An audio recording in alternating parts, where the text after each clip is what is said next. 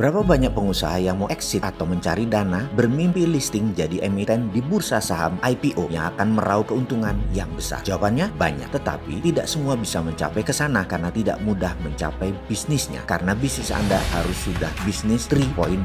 Apa itu bisnis 3.0? Kita mengenal ada 4 level di dalam bisnis. Ada level 1.0, ada level 2.0, ada 3.0, serta terakhir adalah 4.0. Pada setiap level tantangan atau musuhnya, begitu juga cara menyelesaikan masalahnya, jurusnya berbeda-beda. Mari kita bahas satu persatu. Level 1.0 tantangannya adalah penjualan, omset, biaya-biaya, dan bagaimana membangun tim. Di level 2.0 dikatakan level ini karena UKM atau bisnis Anda harus sudah punya produk, kemudian membangun brand atau pencitraan, serta memiliki sistem operasional atau pengelolaan yang kuat. Di level 3.0 atau 3.0 tantangannya bukan lagi mesin dan sistem komputerisasi, tetapi financial engineering yang harus sudah mulai paham. Level 4.0 tantangannya adalah peraturan pemerintah, peraturan daerah, regulasi, sertifikasi, ISO, dan ancaman persaingan dengan korporasi besar antar negara. Dan terakhir, 4.0 adalah harus sudah digital. Kita sekarang bahas bisnis atau organisasi 1.0. Level ini penting sekali. Kenapa? Data menunjukkan bahwa bisnis pada level 1.0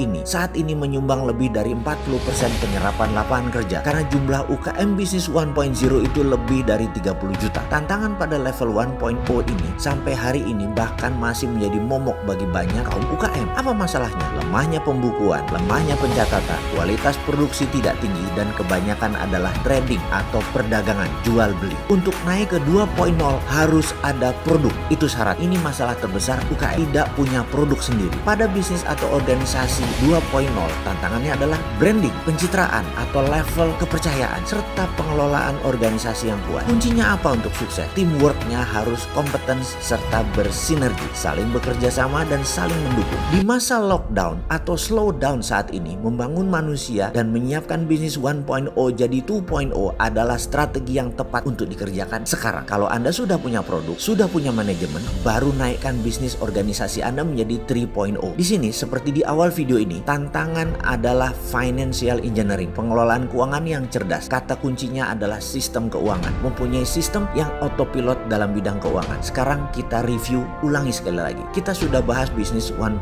Kalau Anda ada masalah di bisnis 1.0, melewatinya gampang karena banyak guru yang bisa mengajarkan melewati bisnis 1.0 dan bisa bertanya, Anda pun bisa bertanya kepada siapapun. Masalah di UKM bisnis 1.0 adalah bagaimana membuat akunting sistem, menggunakan pencatatan sederhana, bagaimana meningkatkan penjualan, bagaimana menurunkan biaya, bagaimana promosi, bisa semua membantu Anda, bisa semua Anda lewati 1.0 itu. Namun bisnis UKM 2.0 bahkan 3.0 ada baiknya Anda punya mentor, dan pastikan mentor Anda sudah punya bisnis minimum 3.0 bisnis mereka. Kemudian pastikan untuk menjadi bisnis 3.0 maka bisnis kita harus bisa melewati 2.0 secara autopilot. Dan apa itu masalah di bisnis 2.0?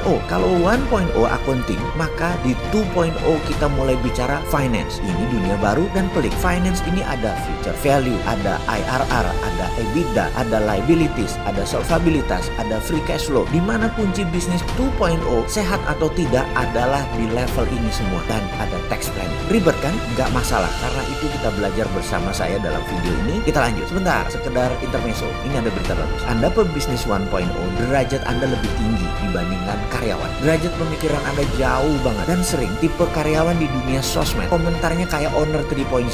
Bahkan begitu bos telat kasih gaji THR, panik, bete, wajahnya mulai bersungut-sungut panjang. Terus begitu dibayarin THR, gak peduli lagi dari mana datangnya THR, baru dia mulai tenang dan mulai bisa belagu lagi. Faktanya sering tuh bisnis 1.0 berhutang hanya untuk bayarin THR kalian. Di sini sisi baiknya pebisnis 1.0. Anda sudah masuk kategori tangan di atas, manusia penolong, manusia pemberi. Jadi hormati dan hargai pengusaha itu walaupun di 1.0. Lebaran mereka sering gak lebaran. Kalau pegawainya balik kampung berjumpa temu kangen keluarga, si pebisnis 1.0 belum tentu bisa cuma nyengir di rumah, gak kemana-mana, bahkan masih jualan di hari mepet lebaran, dan sehari setelah lebaran dagang lagi. Sedangkan pebisnis 2.0 mungkin THR sudah bisa dapat tanpa terlalu keringetan, tapi hutang usaha pasti masih ada. Rumah masih nyangkut di bank misalnya, mobil masih nyicil, masih dikejar pajak. Itu biasa di bisnis 2.0. Apa masalahnya dalam bisnis 2.0 selain finance? Satu, masalah masalah operasional terhadap produksi yang terutama. Kedua, people atau SDM. Ketiga, pelanggan. Keempat, mitra usaha, vendor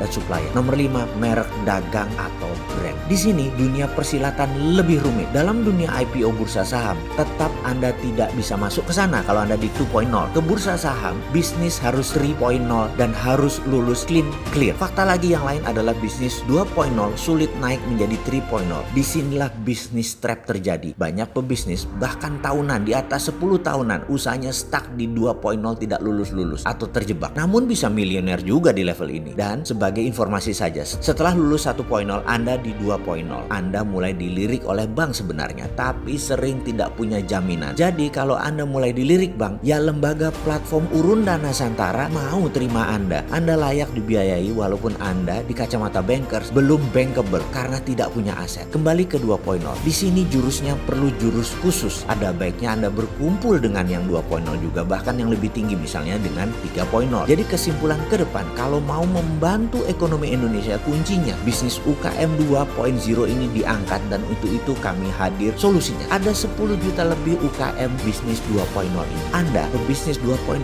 perlu modal bukan? Untuk scale up membesarkan usaha Anda atau untuk branch out buka cabang. Pasti di 2.0 Anda sudah punya perusahaan atau PT, sudah punya omset yang stabil, pasti sudah punya sistem pembukuan finance yang rapi, sudah punya merek dagang, sudah punya produk. Kalau semua lengkap, Anda layak untuk terbang dengan mencari pendanaan melalui Santara. Itulah solusinya, dan ada lebih 4 triliun rupiah dana tersedia untuk Anda berkembang, untuk Anda sukses. Ayo, mana UKM Anda?